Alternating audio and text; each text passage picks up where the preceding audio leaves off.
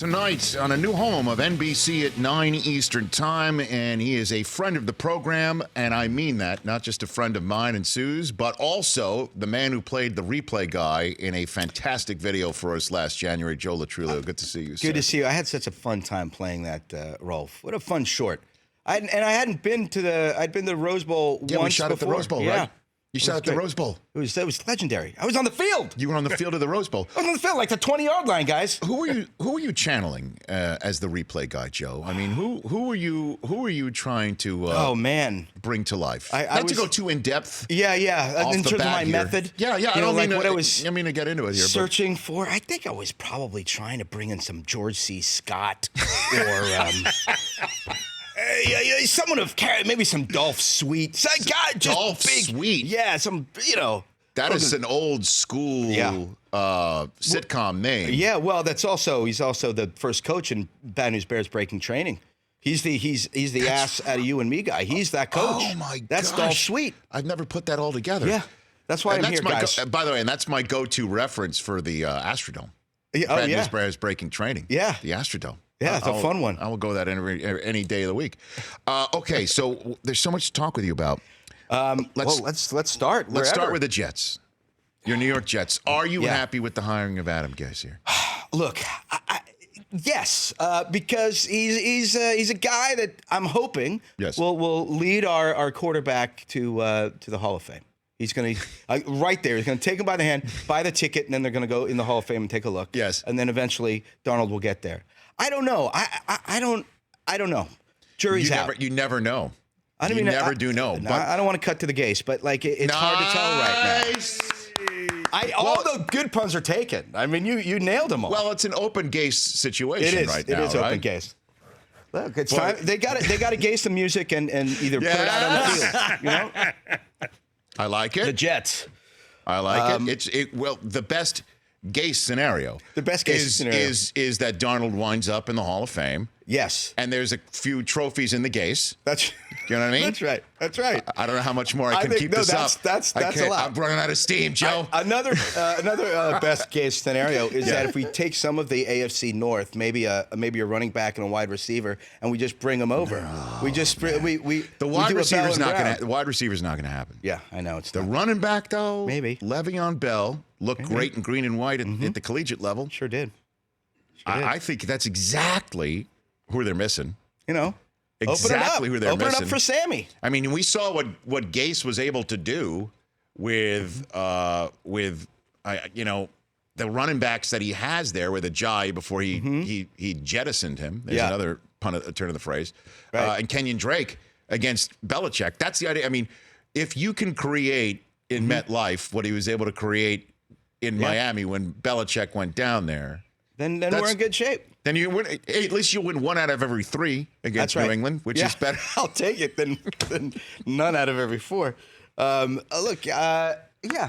Jury's out, but I like that he's young, Gase, and that I like young coaches. I like the Rams coach. Like Rams, my NFC team, big Rams fan. Now you are going this weekend, huh? I'm going to go to the game. I'm sitting amongst the crowd. You're a man of the people? I'm a man of the people. Are you a season ticket holder? I am. Okay. I am. Did you give any thought of putting your tickets on the secondary market and trying to reap the benefits of a Cowboy fan coming to town trying to get in that building? No. I'm taking my brother and my dad, and I bought 2 other tickets. I'm taking some friends, and no, I want to be there. All Rams fans? No. The two tickets are they're Giants fans. So they're not rooting for the Cowboys. They're not rooting for the Cowboys.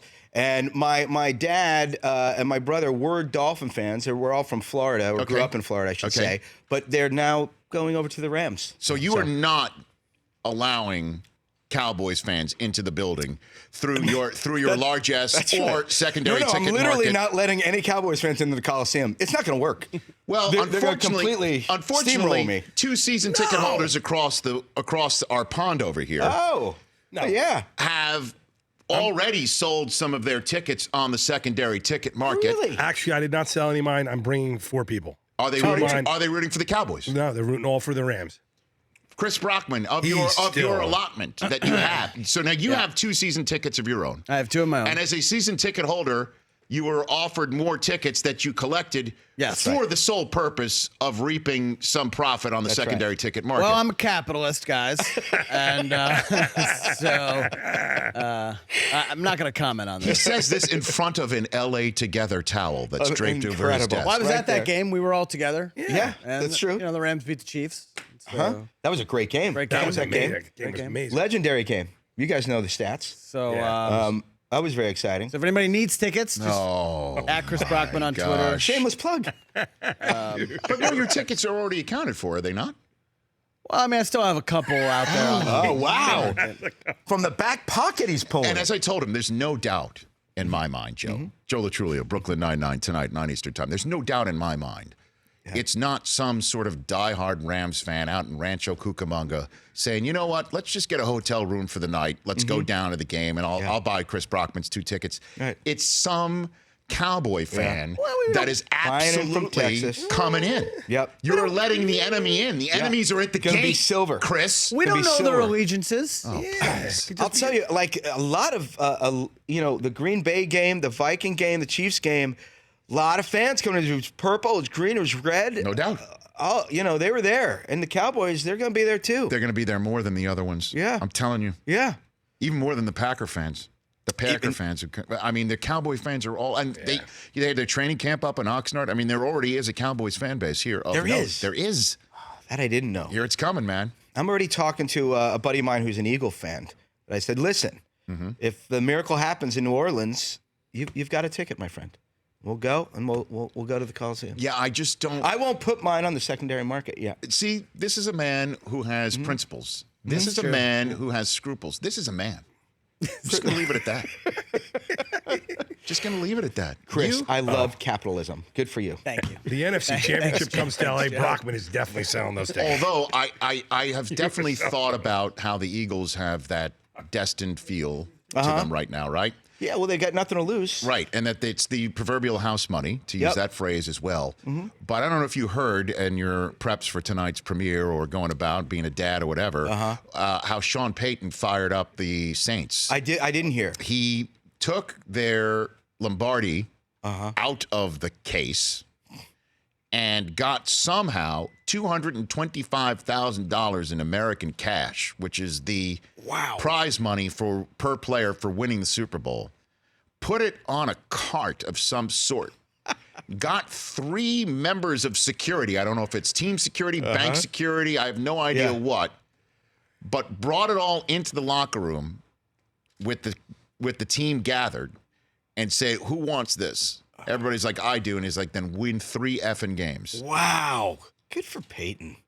I heard that. I'm like, oh my gosh. I mean, he's putting it down. He's laying down the gauntlet. Right? The cash pile.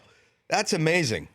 That's amazing. Well, or you can have the Eagles go there and just get that cash instead. That's that's the other. It's entirely that's the possible. other argument. Has that ever happened on a set? Does somebody put an Emmy Award in the middle of all this cash? And just wheel it in there? Sandberg put the Globe. Is that When he what won the Globe, he put it right center of the bullpen. He's like, listen, funniest ad lib, that's theirs. And then we went for it.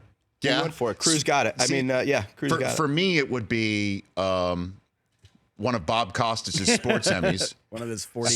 Surrounded by craft service. I can't. It's just that is to me that to a sports person, food at an event. It's the best. And then craft services when you get it when you're on some sort of a shoot. That to me would be I'd run through a wall for That's that. for really good craft service. for nice sushi rolls. Oh my gosh! Really, so Brooklyn Nine-Nine tonight, sir. Tonight we're gonna back. It's back. We're gonna see Jake and Amy. Celebrating their marriage. We're gonna see Boyle trying to get in on it, as always. To be TBA on whether that he's successful. What was it like on the first day of the shoot when you're all back after you thought you were gone and the fans pounded the table and social media or whatever and you were saved? We were elated. Everyone got to the set and we just kind of looked around and we're like, we're still here. This is all great. This is house money, really, in a way. So you're kind of charged and you want to do more of the show that you've been doing. Yes. And we were always very grateful, always very excited about the show. But now we were truly thrilled to be still here. And we every time we read the script now at the table read, it was always fun. But now we're like, oh, the fans are gonna love this. Oh, they're gonna love that joke. That character saying that joke is gonna be great. You get a sense that the world's watching a little bit more. And it was. I keep saying we were thrilled because we truly were. We didn't expect to be there, and we get to do more of what we love to do. And the regular fan, the Joe and Jane. That went out there on Twitter and said, this show cannot die, and NBC came and saved the show. There were also some very famous people that came out. Did you know that, say, for instance, Mark Hamill, that Luke Skywalker was a fan of your program? No, Mark Hamill, Lin-Manuel Miranda, Sean Astin, Guillermo del Toro. I'm forgetting another biggie, and it was like a fan. I've been a fan of these guys, and I know they're a fan of the show. We couldn't believe it. I mean it's Luke Skywalker, though. Luke Skywalker. Right? Luke Skywalker. Listen, bring the show back. I know. And his force worked. He really, they did. really I know. did. These are not the cancellations you're looking for. No, they're known as the Guardians of the Galaxy. Those. I like it. Or the Guardians of the 99. I do like that. Yeah. I do like that. Well, congrats on all that. Thank you so much. I'm fired up for you and the rest of that cast and the rest of that crew. And although it is run by a diehard Patriot fan and Mike Schur, I know. who I know personally as well. It's okay. I've forgiven him for it. Out there is Ken Tremendous. That's right. I don't know if I just outed him, but I don't think so. But I mean, you got a Patriot fan sitting there, and you're a diehard Jet fan. And look, and he co-created a show about New York. I mean, if that's not reaching across the aisle, I don't know what is. Well, he understands. So that's reaching across How was your fantasy season? It started out great and then had a quick turn. I had a number one pick out of 14-teamer, and I went with Gurley, and he was carrying me through, and I had Breeze, and it was one of those things where I missed the bye, and I played another team with great matchups, and I went out pretty early.